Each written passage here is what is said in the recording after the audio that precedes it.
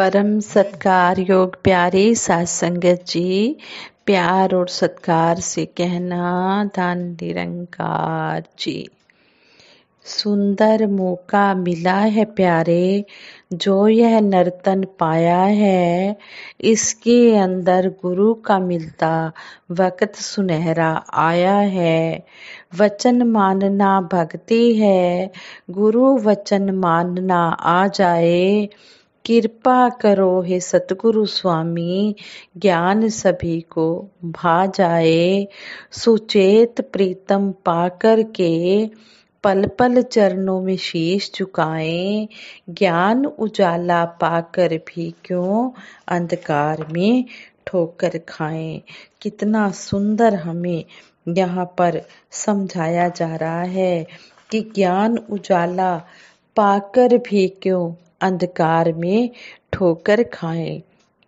भगत जन महापुरुष जो ज्ञान रूपी उजाला प्राप्त करते हैं, उस उजाले में ही जीवन की यात्रा को तय करते हैं। अंधकार ठोकरों व भ्रमों का कारण है। महापुरुष यहाँ यही चेतावनी दे रहे हैं, जैसे कबीर दास जी के और अन्य महापुरुषों के वचन हैं कि हाथ दीपक कुएं पड़े काहे की कुशलात, कि हाथ के ऊपर जगा हुआ दीपक हो और फिर भी कोई कुएं में गिर जाए तो कैसी कुशलता। महापुरुष सचेत करते हैं कि अगर उजाला है तो हमने ध्यान भी अपना जागृत रखना है, इस प्रकार चेतन रहना है। जागरूक अवस्था में रहकर जीवन की यात्रा को तय करना है। माया अनेकों प्रकार के सिलसिले दिखाती है। इस संसार के जो अनेकों सिलसिले हैं, इनमें से गुजरते हुए जैसे महापुरुष कहते हैं कि ये जग काजल की कोठरी, तिस अंध पर माहे हूँ बलिहारे, तिन के सहस जो निकस जाए। इस जग को काजल की कोठरी माना गया है।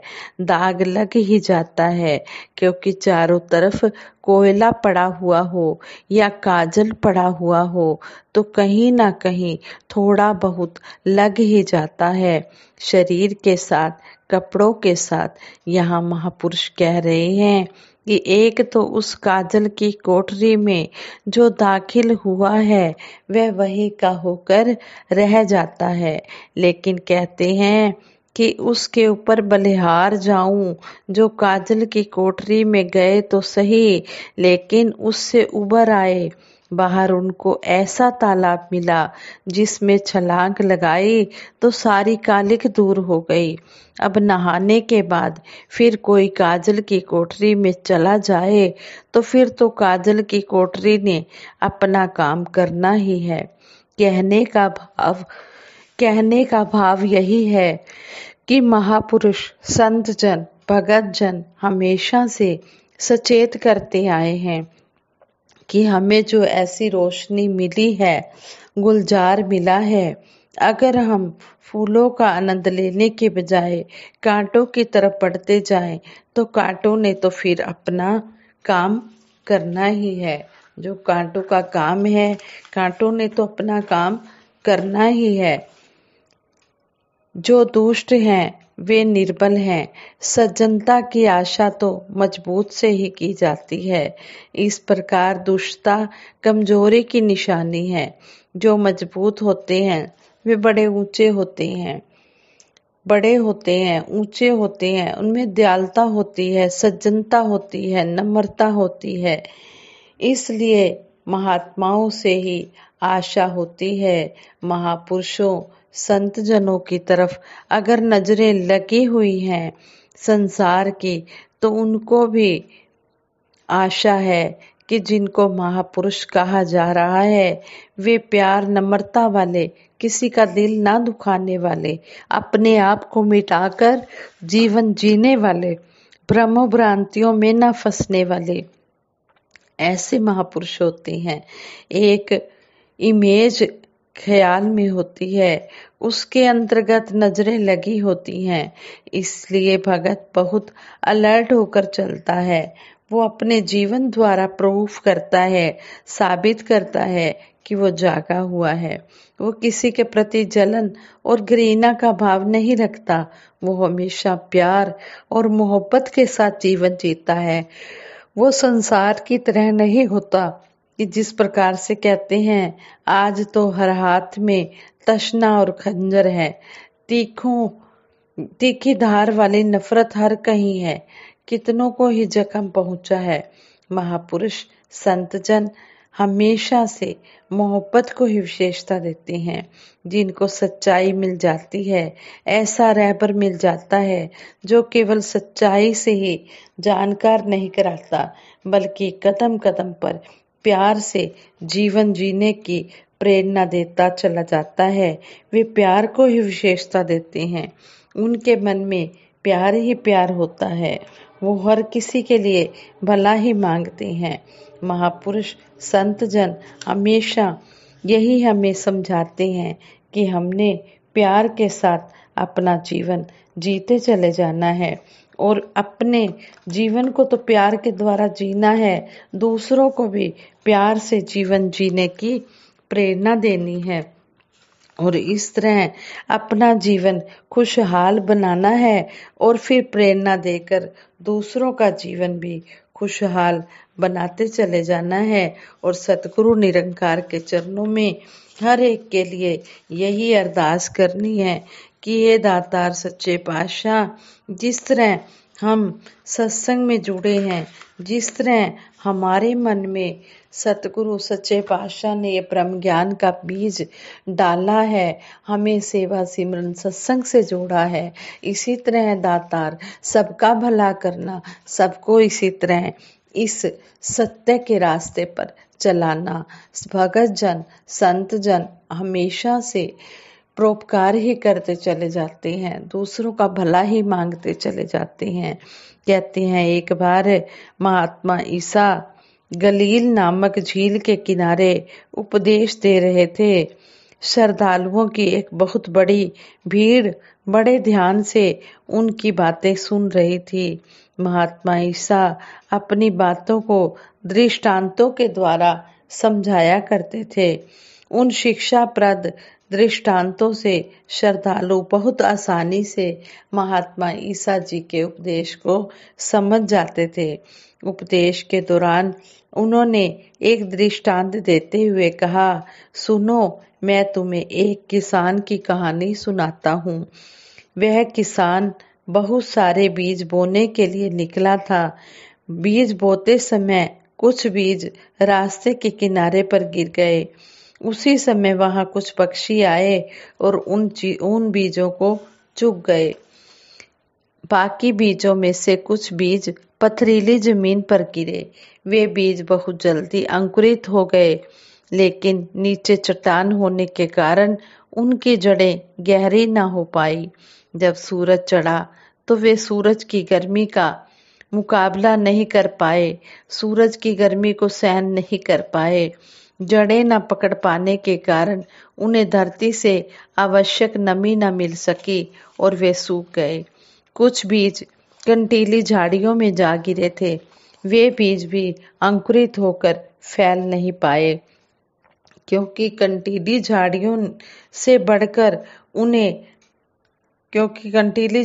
ने आगे बढ़कर उन्हें दबा लिया, उन पर बालें ना आ पाई।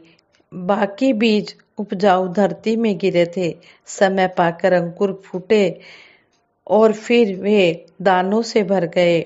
उन पे पौधे हुए, फिर वो दानों से भर गए। इन बीजों में से हर एक ने कई कई गुना फल दिए। दृष्टांत सुनाकर महात्मा ईसा चुप हो गए, मगर लगता था शायद सुनने वालों को इस बात का मतलब समझ नहीं आया था। एक शिष्य ने आगे बढ़कर महात्मा ईसा जी से इस दृष्टांत का मतलब समझाने की विनती की।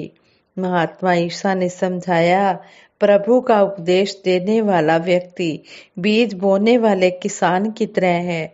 वह श्रद्धालु भगत की हृदय रूपी धरती में परम पिता परमात्मा के संदेश रूपी बीज डालता है। कुछ सुनने वालों पर ये बीज बिल्कुल असर नहीं करते। इधर ये अच्छी बातें उनके मन तक पहुंचती हैं और उधर उनकी हठधर्मी और उनके तंग व बुरे विचार उन्हें मन से निकाल बाहर करती हैं।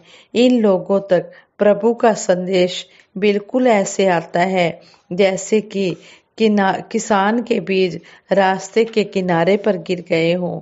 प्रभु संदेश रूपी बीज ऐसे आदमियों की हृदय रूपी धरती में कभी फैलता नहीं। कुछ लोग जब गुरु का उपदेश सुनते हैं तो वे बहुत खुश होते हैं। उन्हें प्रभु का संदेश बहुत अच्छा लगता है, लेकिन उनका प्रभु और गुरु के प्रति, निरंकार गुरु के प्रति विश्वास गहरा नहीं होता। यदि गुरु का उपदेश ग्रहण करने के बाद उनके साथ कोई दुर्घटना हो जाए तो उनका विश्वास एकदम डुलायमान हो जाता है, वे डोल जाते हैं। ऐसे लोग पथरीली धरती के समान है। इन्हें गुरु पर विश्वास भी बहुत जल्दी होता है और विश्वास टूटता भी बहुत जल्दी है। ऐसे लोगों की हृदय रूपी धरती पर प्रभु संदेश का बीज ऐसे पहुंचता है जैसे किसी पथरीली धरती पर बीज आ गिरा हो। कुछ श्रद्धालु ऐसे भी होते हैं जो प्रभु का संदेश सुनते हैं। बीज कुछ अंकुरित भी होता है, लेकिन संसारिक चिंताएं, मोह माया और इच्छाएं रूपी कंटीली झाड़ियां बीज को फैलने नहीं देती। ये लोग संसारिक कामकाज में ऐसे बुरी तरह फंसे होते हैं कि प्रभु की और इनकी रुचि बढ़ ही नहीं पाती। ऐसे श्रद्धालुओं की हृदय रूपी धरती पर गुरु द्वारा डाले हुए प्रभु संदेश रूपी बीज इस प्रकार गिरते हैं जैसे कि कंटीली झाड़ियों में घिर गए हों। इतना कहकर महात्मा ईसा कुछ पलों के लिए फिर रुके। फिर उन्होंने आगे समझाया, शेष वे लोग बचते हैं जिनकी हृदय रूपी धरती बहुत उपजाऊ होती है। ये लोग गुरु के हर उपदेश को, प्रभु के हर मैसेज को श्रद्धा से सुनते भी हैं, ग्रहण भी करते हैं, फिर अपने जीवन के अनुसार उन्हें ढालते भी हैं। प्रभु के संदेश रूपी बीज यहाँ खूब फलते हैं। वे आप भी आनंदित होते हैं, खुश होते हैं, अपने जीवन में आनंद लेते हैं और आसपास भी जितने भी लोग होते हैं सभी को भी आनंद देते हैं। कहते हैं कि सुनने वालों की दृष्टांत को, सुनने वालों को इस बात का मतलब समझ आ गया था। सभी अपनी अपनी हृदय रूपी धरती को ढूंढते ढूंढते विदा हुए। हमें अपना हृदय रूपी धरती को उपजाऊ धरती की तरह बनाना है ताकि सतगुरु का हर संदेश यहाँ फलित हो सके। साथ संगत जी, इससे हमें यही शिक्षा मिली है कि हम सत्संग में आकर जो भी हम सतगुरु के प्रवचन सुनते हैं, संतों महापुरुषों के हीरे मोती अमलीक लाल वचन सुनते हैं, इनको हमने सुनकर इनको कर्म रूप में डालना है और अपने हृदय रूपी धरती को उपजाऊ बनाना है और फिर हमने खुद आनंद लेकर दूसरों को भी आनंद देना है। जिस तरह कहते हैं कि खाना खाने से जब हमारी भूख मिटती है, हम तृप्त होते हैं, खुश होते हैं, तो फिर हम दूसरों को भी कहते हैं कि तुम्हें भूख लगी है, तुम खाना खा लो, तुम आनंदित हो जाओगे, तुम्हारी पेट की भूख खत्म हो जाएगी, तुम आनंद से जीवन जियोगे। इसी तरह सतगुरु ने हमारे हृदय में ये ब्रह्म ज्ञान रूपी बीज डाला है। हमने इस बीज की पूरी तरह से संभाल करनी है, इसको हमने उपजाऊ बनाना है, एक वृक्ष की तरह बनाना है। खुद भी हमने फलना फूलना है इस अनमोल ब्रह्म ज्ञान को पाकर, और फिर औरों को भी प्रेरणा देकर उनके भी जीवन को सुखदायी बनाना है। जिस तरह हम सुखी हुए हैं, इसी तरह हमने औरों के सुख का भी ध्यान रखना है और सतगुरु निरंकार के चरणों में यही अरदास करनी है। सच्चे बादशाह जैसे हम पर आप जी ने कृपा की है, इसी तरह हर एक जीव पर अपनी कृपा दृष्टि बनाए रखना और हमें अपने चरणों से परिवार से जोड़ के रखना। सारे परिवार को बल बुद्धि विवेक शक्ति भक्ति बख्शना, अपने चरणों का ध्यान देना, सारे संसार को ऊपर अपना मेहर भरा हाथ रखना। सबदा भला करो करतार, मेरी मांग है ये दातार। साथ संगत जी प्रेम से कहना, धन निरंकार जी।